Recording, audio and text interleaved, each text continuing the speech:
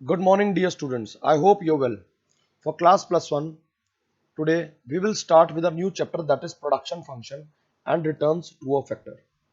अब बात करेंगे, जब हम फैक्टर की बात कर रहे हैं तो व्हाट आर द फैक्टर्स, हम बात करेंगे यहाँ पे फैक्टर्स ऑफ प्रोडक्शन की, जिसके अंदर हम इसको अभी मेजरली टू कैटेगरीज में डिवाइड करेंगे, that is the fixed factors and the variable factors. Right. Fixed factor का हम एग्जांपल लेके चलेंगे, फॉर एग्जांपल लैंड, और वेरिएबल में लेके चलेंगे फॉर एग्जांपल लेबर. इस लैंड के साथ हम कैपिटल को भी एक फिक्स्ड फैक्टर मान सकते हैं. Now let us understand what is the major difference between these two types of factors. Fixed factors, these are those factors whose quantity cannot be changed in the short run, and variable factors are those whose quantity can be changed in the short run. The cost of these factors do not directly change with output. इसका मतलब, जैसे हम बात कर रहे हैं land, plant, machinery या permanent staff की, आउटपुट इंक्रीज हो, आउटपुट डिक्रीज हो या आउटपुट जीरो हो, the cost of these factors will remain constant.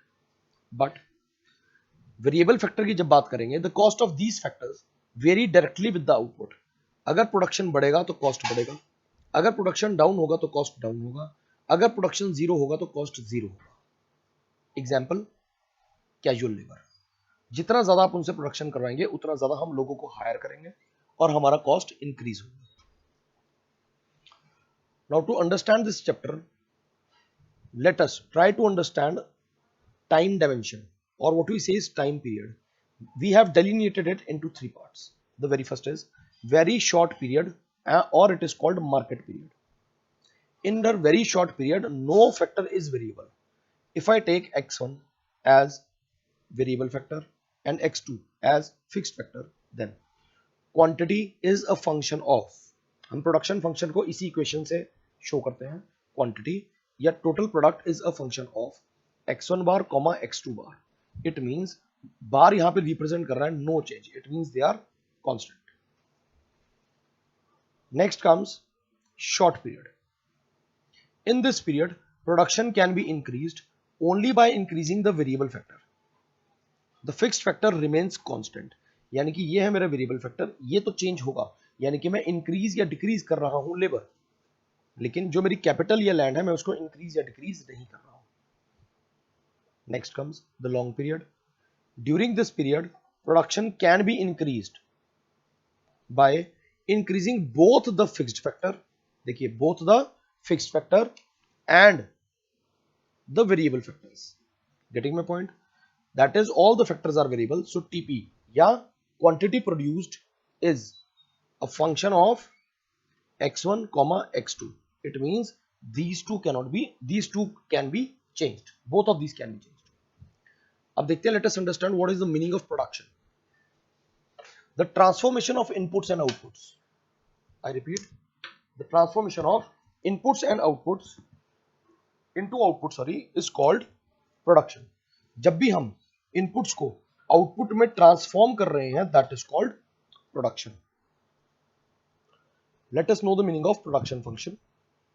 The expression of functional relationship या mathematical relationship between inputs and outputs is known as production function.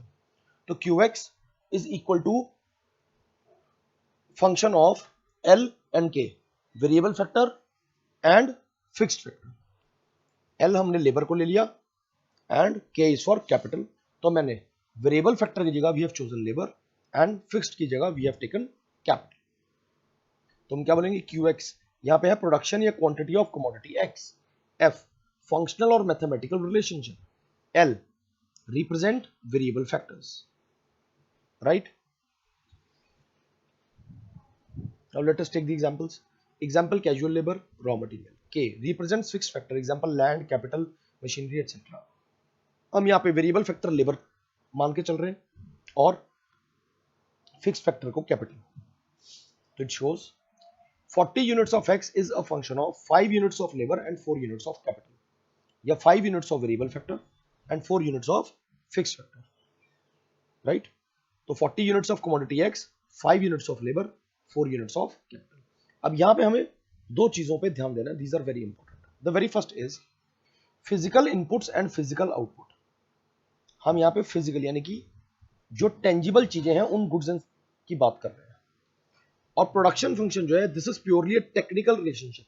ये जो equation हम पढ़ रहे हैं, this is a technical relationship, not an economic relationship between physical inputs and physical outputs. You can pause the video and note it down. Now let us understand, sorry ये गलती से cut गया, the three vital differences between short run production function and long run production function. कि हमारे पास short run और long run क्या है, clear है?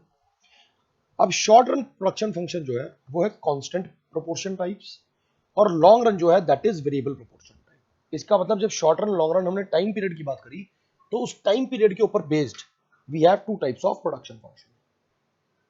Getting my point? आइए समझते हैं।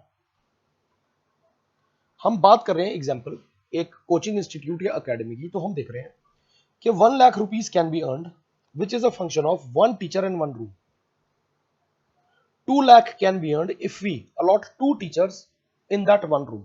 It means the first teacher is teaching for first 8 hours, the second teacher is teaching for another 8 hours. तो यहां पे रेशियो आया 1:1 टीचर इज टू रूम, यहां पर रेशियो आया 2:1 टीचर इज टू रूम। देखिए ये चेंज हो रहा है, वेरी कर रहा है। थर्ड, अगर हम 3 लाख कमाना चाह रहे हैं then that is a function of 3 teachers in that room, 3:1। अब 8 आवर्स 8 आवर्स 8 आवर्स 24 आवर्स से ज्यादा हम और टीचर्स अलॉट नहीं कर सकते, उस रूम को यूटिलाइज नहीं कर सकते। So it means that the ratio is 1:1, 2:1 and 3:1.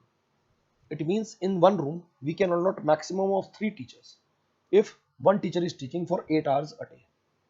Now let us come to the long run constant proportion types. ये कहता है 3 lakh is a function of 3 teachers in one room. Ratio आया 3:1. 6 lakh is a function of 6 teachers and 2 rooms. See, अब हमने बोला long run के अंदर हमारे जो सारे फैक्टर्स हैं वो क्या हैं, वेरिएबल है। तो यहां पर हम स्केल ऑफ ऑपरेशंस की बात करेंगे। किसकी बात करेंगे? Scale of operations. इसका मतलब we are increasing the fixed factor. तो देखिए हमने 1 रूम से 2 रूम कर दिया, तो हमारी कैपेसिटी बढ़ गई, 3 टीचर्स की जगह 6 टीचर्स और 3 लाख की जगह 6 लाख। तो यहां रेशियो 3:1 है, 6:2 को काटेंगे तो रेशियो अगेन कम्स 3:1। देखिए तो रेशियो कांस्टेंट है, इसीलिए लॉन्ग रन प्रोडक्शन फंक्शन जो है that is constant proportion types production function. Next is अगर हम 3 रूम कर देते हैं तो 9 टीचर्स अलॉट होंगे and the income would be 9 lakhs। So the ratio comes 9:3, काटेंगे तो आएगा 3:1। तो देखिए इस केस में 1:2, 2:1, 3:1 they are not equal, they are varying. यहां पर 3:1, 3:1, 3:1, the ratio is constant, right? तो short run production function will be called variable portion types production function. Long run production function will be called constant proportion types production function. Now let us see the diagrams of variable proportion types and constant proportion types. Variable में देखिए room same है यानी कि fixed capital fixed है और variable factor change हुआ है।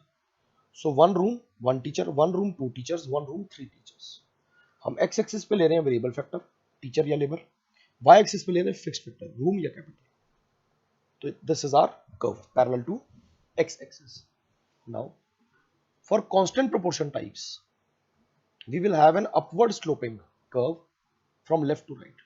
यहाँ आ गया वेरिएबल फैक्टर, यहाँ आ गया फिक्स्ड फैक्टर, 1:3, 2:6, 3:9। तो ये क्या हो गया हमारा 3:1, 6 और 2 काटेंगे 3:1, 3:1। तो ये आ गया हमारा upward sloping from left to right, ये देख सकते हैं। So the next comes the scale of output is constant in case of short run production function while it changes in long run production function. ये हम already discuss कर चुके हैं कि शॉर्ट रन की जब हम बात करेंगे तो सिर्फ variable factor would very. It means only the production will increase but it can not exceed the maximum capacity of that particular fixed factor. लेकिन जब हम लॉन्ग रन प्रोडक्शन फंक्शन की बात करेंगे so we can increase the scale of output. It means we can have more number of branches, more number of projects, more number of plants. So that is why the scale of operations increase. So we can say scale of output is indicated by the size of the plant. और the fixed factor of the firm. The short run में क्या होगा, firm is not able to change fixed factor और size of the plant, that is the production increases by application of variable factors only. हम उसी को increase या decrease कर रहे हैं, sticking to the same scale of output. The scale of output can not be increased, that is why short run production function is always studied with reference to constant scale of output. I repeat, it is always studied with reference to constant scale of output. But on the other hand, in the long period, the producer increases the level of output by increasing the scale of output. It means या scale of यहाँ पे हम operations भी कर सकते हैं। इसका मतलब हमने नया प्लांट लगाया, हम बिगर प्लांट की तरफ शिफ्ट हो गए, हमने डबल स्टोरी कर ली अपनी building. So by increasing the number of plants or by increasing the size of the plant or by shifting from a smaller plant to a larger या bigger plant. That is why long run production function is studied with reference to change in scale of output. Getting my point?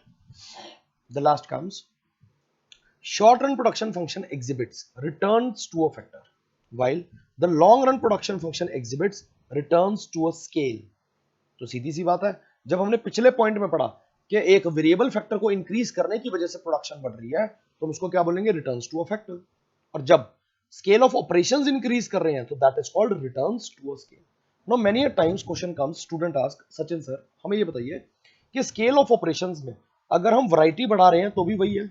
नहीं, that depends कि हमने क्या capital increase करी या नहीं करी। अगर हमने कैपिटल को इंक्रीज किया है then only we will say that we have increased the scale of operation, या हम बोलेंगे the production is increasing due to change in scale या change in fixed factor.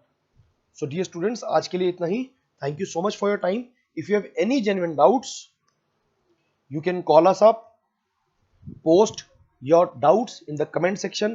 You can like, subscribe the video and channel, press the bell icon so that you get all updated videos regarding your subject.